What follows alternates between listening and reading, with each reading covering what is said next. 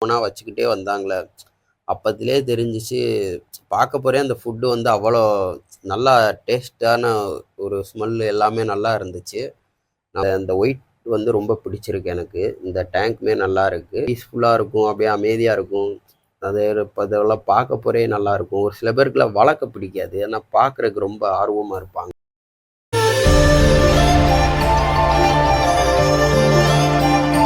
Hi friends, நம்ம இந்த வீடியோவில் இன்னைக்கு என்ன பார்க்க போகிறோம்னா, நான் வந்து ஒரு ஃபங்க்ஷனுக்கு தான் போகிறேன். அதாவது அருப்புக்கோட்டையில் என் ஃப்ரெண்டோட சிஸ்டருக்கு மேரேஜ்.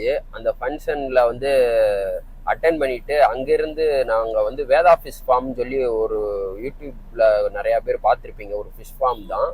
அங்கே போய் அங்கே என்னென்ன வெரைட்டிஸ் ஃபிஷ் இருக்குது அப்படின்னு கொஞ்சம் வீடியோஸ் இதெல்லாம் எடுக்கலாம் அப்படின்னு பார்த்தேன். நானுமே அங்கே போனதில்லை. ஆக்சுவலாக என்னோட ஸ்கூல் ஃப்ரெண்ட்ஸ் தான். ஸ்கூல் ஃப்ரெண்ட் ஒருத்தர் வர்றேன்னு சொன்னான். ஆக்சுவலாக அவனுக்கு தான் அந்த ஷாப்பில் தெரியும். சரின்னு சொல்லிட்டு அவன் நானும் அப்படியே காரில் அப்படியே சேர்ந்து போகிற மாதிரி தான் பிளான் பண்ணியிருக்கோம். ஆக்சுவலாக அவன் வந்து மதுரையிலேருந்து திருமங்கலம் வந்துடுவான். நானும் திருமங்கலத்துலேருந்து அப்படியே விருதுநர் டு அருப்புக்கோட்டை அப்படி போகிறோம். ஸோ இந்த வீடியோ ஃபுல்லாக பாருங்கள், உங்களுக்கு ஒரு சில ஐடியா கிடைக்கும். ஃப்ரெண்ட்ஸ், திருமங்கலத்தில் தான் வெயிட் பண்ணிக்கிட்டு இருக்கேன் ஃப்ரெண்ட்ஸ். அதாவது நம்ம ஃப்ரெண்டு வந்து இந்த சைடு இருந்து வருவார், மதுரையிலேருந்து. அவனுக்காண்டி நான் வெயிட் பண்ணிக்கிட்டு இருக்கேன். கொஞ்சம் 1 hour லேட்டாகவே வேகமாக வந்துடுவேன்னு சொன்னால் 1 hour ஆக்சுவலாக லேட்டாக வர்ற மாதிரி தெரியுது. ஸோ இப்போ நம்ம டைம் பார்த்தீங்கன்னா 7:16 ஆகுது. ஆக்சுவலாக 6:40க்கே வர்றதா சொன்னான். இப்போ 7:16 ஆகுது.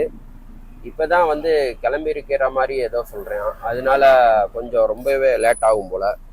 எப்படியும் ஒரு 7:35 ஆயிரும்னு நினைக்கிறேன்.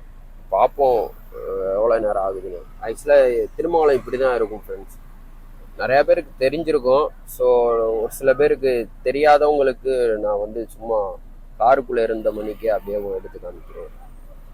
கரெக்டாக அந்த அல்லா கோயில் பக்கத்தில் ஆப்போசிட்டில் இருக்கும் ஃப்ரெண்ட்ஸ். இப்போ டயத்தை பார்த்தீங்கன்னா 8:01 ஆயிடுச்சு.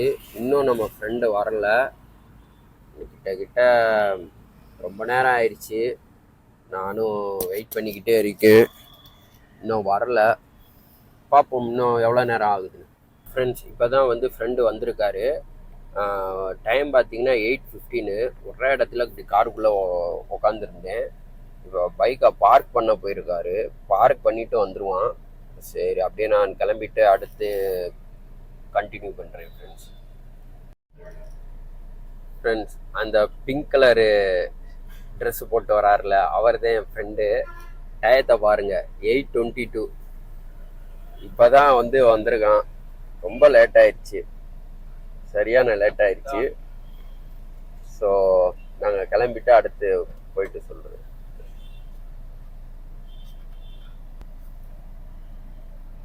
ஹாய் சொல்லிடுங்க. ஹாய்டா. ஹலோ.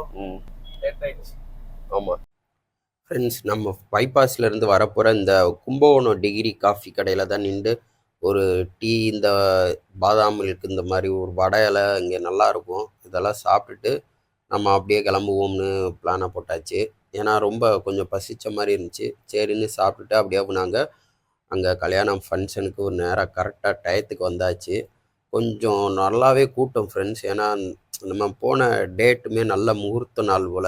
எல்லா பக்கமும் கூட்டமாக அங்கே பாருங்கள், ஃபுல்லாக மண்டபமே ஃபுல்லாகிருச்சு.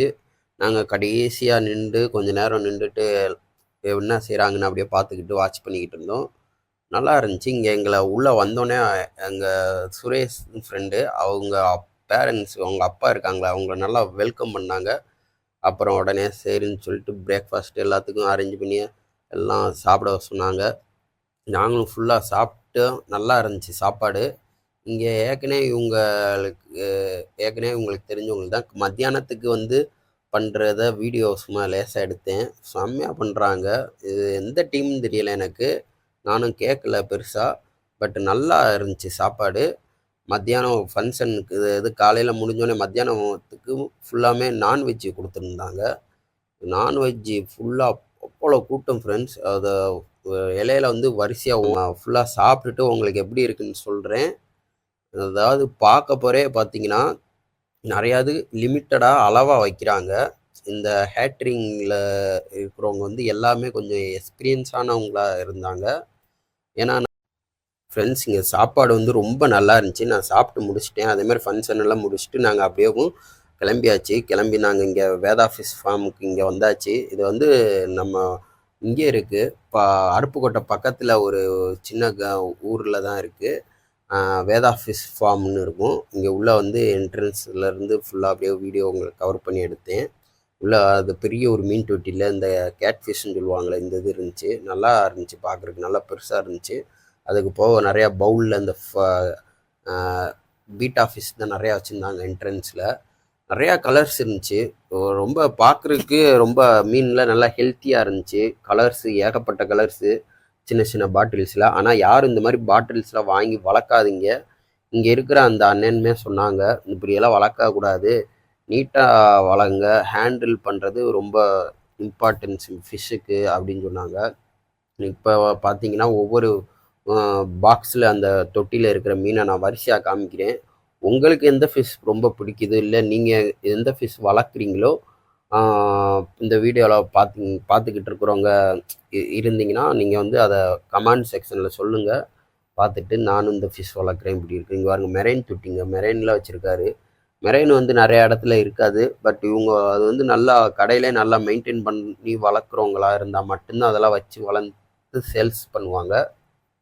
இங்கே பாருங்க இந்த மாதிரி நிறையா ஷார்க்லேயே நிறையா வெரைட்டி இருக்குது. அதே மாதிரி கோல்டு ஃபிஷ் எல்லாம் ஏகப்பட்டது. இவர் அண்ணனே நிறையா பெரிய சேனல் தான், 2 லட்சம் சப்ஸ்கிரைப் வச்சு இப்போ அது ஹேக் ஆகி இப்போ திருப்பி இன்னொரு சேனல் வச்சு வந்துக்கிட்டு இருக்காங்க. அதனால் இவங்களுக்கு நிறைய எக்ஸ்பீரியன்ஸ் இருக்குது ஃபிஷ்ஷில் வளர்த்து இந்த மாதிரி இது நிறையா பேருக்கு சொல்கிறதுல. நானுமே நிறையா வாட்டி பார்த்துருக்கேன். அது போக நிறையா யூடியூப் சேனல்லையுமே நான் கேட்டிருக்கேன் உங்கள் வீடியோஸை. இது மாதிரி பார்த்தீங்கன்னா கொஞ்சம் பிளான்ட்டு அனுபியாஸ் நம்ம வளர்க்கலாம்ல வீட்டில் அந்த பெரிய தொட்டியில், அதே இது இங்கேயும் இருக்குது.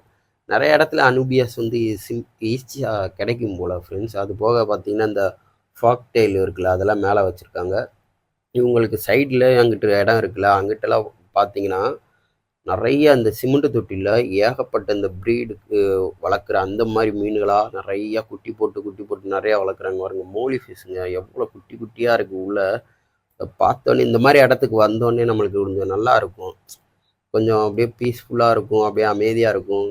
அது இப்போ இதெல்லாம் பார்க்க போகிறே நல்லாயிருக்கும். ஒரு சில பேருக்குலாம் வளர்க்க பிடிக்காது, ஏன்னா பார்க்குறதுக்கு ரொம்ப ஆர்வமாக இருப்பாங்க, இந்த மீன் அந்த மீனுன்னு. அந்த மாதிரி தான் நானும் ஒரு சில சமயத்தில் நான் வளர்க்கவும் எனக்கு பிடிக்கும். ஆனால் கொஞ்சம் நல்லா இந்த மாதிரி நீட்டாக இருக்கணும். நீட்டாக அந்த அது எல்லா இடம் இருந்துச்சுன்னா அந்த இடத்துல நம்ம பார்க்குறதுக்கு டைம் நிறையா ஸ்பெண்ட் பண்ணலாம். அதே மாதிரி இந்த ஃப்ரிட்ஜ் பாக்ஸில் வச்சு வளர்க்குறது வந்து கொஞ்சம் நல்லா அதை எக்ஸ்பீரியன்ஸான ஆள் அதே மாதிரி நிறையா க்ளீன் பண்ணி கரெக்டாக வளர்க்கணும். இல்லாட்டி வந்து மீன் வந்து ரொம்ப டேட்டி ஆயிரும். அதனால் இந்த மாதிரி இதில் வளர்க்குறதுல அதுக்கு ஸ்பேஸ் நிறையா கிடைக்கும். அதே மாதிரி வந்து இந்த மாதிரி இலையெல்லாம் போட்டு ஃபுல்லாமே அவங்க வந்து அந்த ப்ரீடுக்காண்டி ப்ராசஸ்க்காண்டி தான் இந்த மாதிரி இதெல்லாம் பண்ணுவாங்க.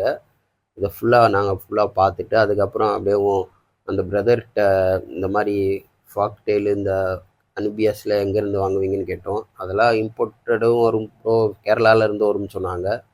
அதுக்கப்புறம் பார்த்தீங்கன்னா என் ஃப்ரெண்டு ஒரு சொன்னேன், அவன் வந்து அந்த ரெட் கலர் தான் வாங்கியிருக்கான். ஃபைனலாக புக் பண்ணிட்டான். எனக்குமே இந்த இது வாங்கணும்னு ஆசை. ஏற்கனவே இப்போ நம்ம மோலி ஃபிஷ் டேங்க்கில் வந்து 2 ஃபிஷ் தான் இருக்குது ஃப்ரெண்ட்ஸ். இப்போ ரீசெண்டாக ஒரு ஃபிஷ் வேறு இறந்துருச்சு. சரி அது ஃபுல்லாக கம்ப்ளீட்டாக இதாச்சுன்னா நானுமே பீட்டாக்கு மாறிடலாம், அதனால் கொஞ்சம் ஸ்ட்ராங்காக நிற்கும்னு பார்க்குறேன்.